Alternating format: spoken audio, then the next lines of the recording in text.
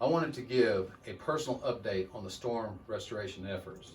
Over the last couple of days, Mother Nature has really flexed her muscles and caused a lot of damage throughout the 6 counties we serve. When this storm initially hit, approximately 4,600 members lost power.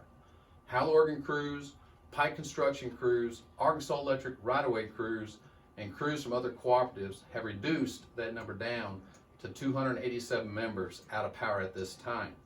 Additionally, we had 42 power poles that have been broken.